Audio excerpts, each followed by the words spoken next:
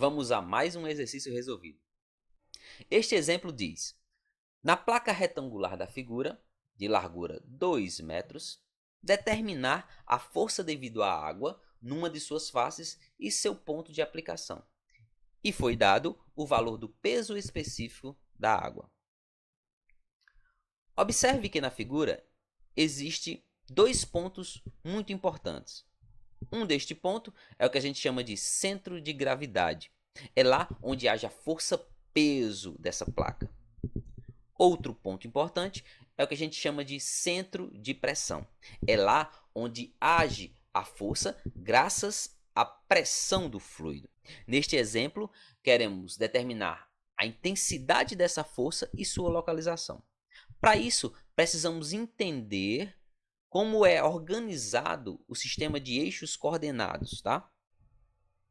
Existe um eixo vertical, denotado aí de cima para baixo, cuja origem ela se encontra na superfície livre do fluido, e nós denotaremos esse eixo como eixo H, certo? Outro eixo que denotaremos como eixo Y é um eixo que ele passa cortando a superfície submersa ou a placa retangular e cuja origem encontra-se também na superfície livre. Perpendicular a esta existe um eixo que vamos denotar de eixo X. Observe que na figura temos algumas cotas específicas, como por exemplo o H barra, que nada mais é do que a altura H, ou seja, paralelo ao eixo H, referente ao centro de gravidade.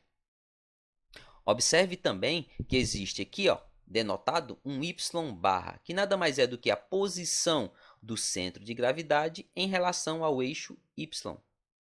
Existe também um YCP aqui, que nada mais é do que a cota Y do centro de pressão.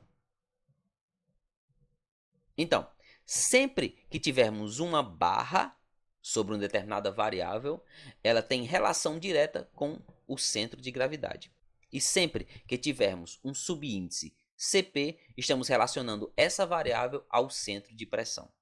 Sabemos que a força pode ser calculada multiplicando a pressão pela área, tá? Mas observe que essa barra ela vem com uma pressão denotada com uma barra superior, tá? Fazendo referência direta ao centro de gravidade. Ou seja, essa pressão é uma pressão graças ao fluido agindo exatamente no centro de gravidade dessa superfície. Como calcular essa pressão?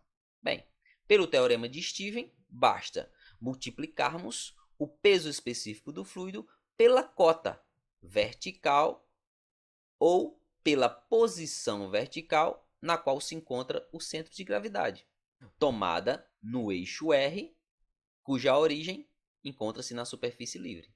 Observe graficamente que H barra pode ser dado somando 1 metro mais uma pequena parcela aqui, que pode ser calculada através de um triângulo retângulo e usando relações trigonométricas, uma vez que o ângulo formado entre essa superfície paralela à placa e a horizontal vale 30 graus.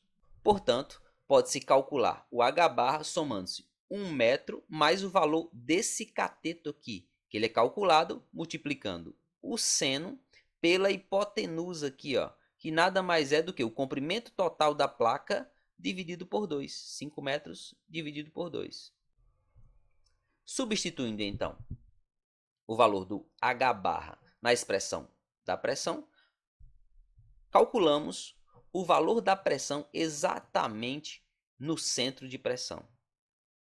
Seu valor é de 22.500 Pascal. Bem, nessa expressão já temos o valor da pressão no centro de gravidade, tá, pessoal? Para calcular a força, precisamos apenas do valor desta área aqui, que já conhecemos. É basicamente a área dessa superfície aqui,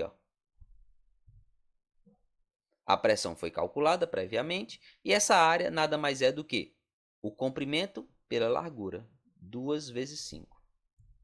Finalmente, conseguimos calcular qual a força gerada graças à pressão do fluido. Seu valor aqui é de 225.000 newtons. Determinada a intensidade da força graças à pressão do fluido, precisamos agora determinar a sua localização, ou seja, determinar a localização do centro de pressão. E para isso, utilizaremos esta expressão aqui, que depende da posição do centro de gravidade, da área da superfície e de uma propriedade chamada momento de inércia. Inicialmente, iremos determinar a distância entre o centro de gravidade e o centro de pressão. Para isso, eu isolei esta parcela aqui, que representa justamente esta distância aqui. Para realizar esse cálculo, precisamos então calcular o centro de gravidade. A mesma é calculada através desta expressão aqui. Bem, considerando um elemento infinitesimal de área aqui, como dA, essa área pode ser calculada multiplicando essa dimensão que é sempre fixa para toda a placa, que vale 2 metros, tá? B, por uma espessura aqui infinitesimal, que a gente vai denotar de dy, por estar aqui no eixo y, num eixo que passa pelo centro de gravidade. Bem, substituindo então a expressão encontrada para o valor do momento de inércia nesta equação, obtemos essa nova forma da expressão. Tá? Observe que, para completar os cálculos, precisamos determinar o valor do y barra, ou a posição do centro de gravidade em relação ao eixo y. O y barra pode ser encontrado somando-se esta parcela aqui, que nada mais é do que o comprimento L dividido por 2, a essa outra distância encontrada graças às relações trigonométricas, pois é possível formar um triângulo retângulo aqui, onde a distância que eu quero trata-se da hipotenusa. Então, sabe-se que o seno de 30 é o cateto oposto sobre a hipotenusa. Eu posso, então, escrever que a hipotenusa é o cateto oposto sobre o seno. Resolvendo, encontramos um valor para o y barra de 4,5 metros. Bem, temos essa expressão. Sabemos que o y barra vale 4,5 metros. Esta área nada mais é do que a área da superfície da placa. Ela pode ser calculada multiplicando base vezes altura, ou comprimento vezes largura. Seu valor vale 10 metros quadrados. Calculando essa parcela aqui, que corresponde justamente ao momento de inércia num eixo que passa no centro de gravidade da figura, obtemos um valor de 20,8 metros a quarta. Substituindo então na expressão acima, obtemos a distância do centro de gravidade até o centro de pressão. Seu valor vale 0,46 metros. Geralmente, a gente quer determinar o valor do YCP. Para isso, basta a gente isolar esta variável nesta expressão. Fazendo isso, observa-se que o valor do YCP pode ser calculado somando-se esta distância aqui, que vale 0,46, ao valor do y barra, ou da posição do centro de gravidade no eixo y.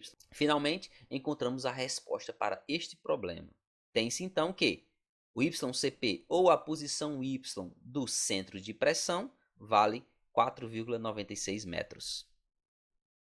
É isso, pessoal. Espero que tenham entendido. Qualquer dúvida, não deixe de perguntar. Bons estudos!